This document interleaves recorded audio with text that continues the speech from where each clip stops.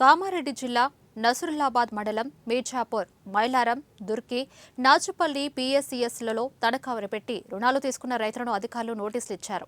రుణాలు చెల్లించకపోతే తనఖా పెట్టిన ఆస్తులను వేలం వేస్తామని రైతులను అధికారులు హెచ్చరించారు.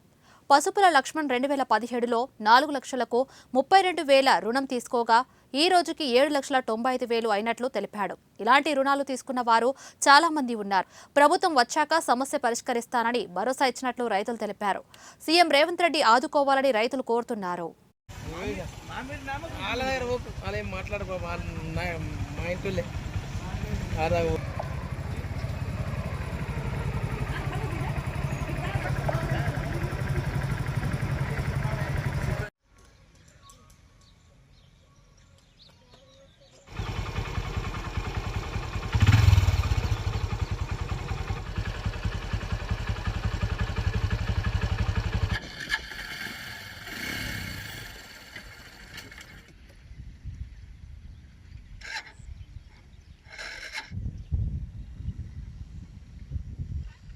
నా పేరు రావుల శ్రీనివాస్ గౌడ్. మా సంగం గ్రామం నసలాబాద్ మండలం. మేము 2016లో సొసైటీ నుంచి 4,50,000 రూపాయలు లోన్గా తీసుకున్నాము. ఇప్పటి వరకు 4-5 కిస్తీల వరకు కట్టాము. అయినా కూడా ఇప్పుడు 7,80,000 నుంచి 8 లక్షల వరకు బాకీ చూపిస్తున్నారు, నోటీసులు ఇస్తున్నారు. అవి కట్టకుంటే మీ పొలం జప్తు చేస్తాము, మీ ఇల్లు జప్తు చేస్తామని బెదిరిస్తున్నారు. ఈ విషయం పైన గత సంవత్సరం పాదయాత్రకు రేవంత్ రెడ్డి గారు వచ్చినప్పుడు మాకు హామీ ఇచ్చారు, మీకు ఎట్లయినా సాయం చేస్తామని చెప్పారు. కానీ ఇప్పటివరకు ఎటువంటి సాయం చేయలేదు. కానీ ఇకనైనా చేస్తారని మేము నమ్ముతున్నాము రైతులందరం.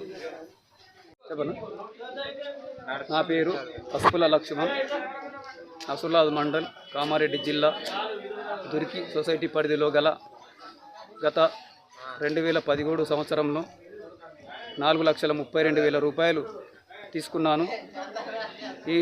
ఈ రోజు నాటికి 7,95,000 రూపాయలు అయినాయి. ఆ డబ్బులు ఇచ్చిన టైంలో ఒక ప్రస్తుత మొదటి ఇన్స్టాల్మెంట్ పట్టుకొని 78,000 పట్టుకొని ఇచ్చారు. మళ్ళీ మిగతా డబ్బులు 6 నెలల తర్వాత మళ్ళీ సెకండ్ ఇన్స్టాల్మెంట్ పట్టుకొని ఇచ్చారు. ఆ పట్టుకున్న డబ్బులు మాకు తీసుకున్నట్టు కూడా అనిపించలేదు.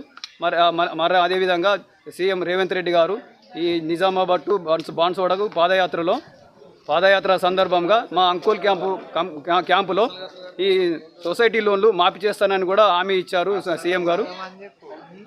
ఇప్పుడు సొసైటీ వాళ్ళు ఇంటి చుట్టూ తిరుగుకుంటా తలుపులు బిగుతాము, టీవీలు ఎత్తుకపోతాము, మీ పొలాలు కూడా అర్రాజ్ చేస్తాము అని చెప్పి ఈరోజు సొసైటీ సిబ్బంది వారు మాకు ధైర్యాన్ని కోల్పోయేటట్టు చేస్తున్నారు. మేము మమ్మల్ని తక్షణమే సీఎం గారు ఆదుకుంటారని ఆ మాట ప్రకారము పాదయాత్రలో ఇచ్చిన మాట ప్రకారము ఆదుకుంటారని చెప్పారు.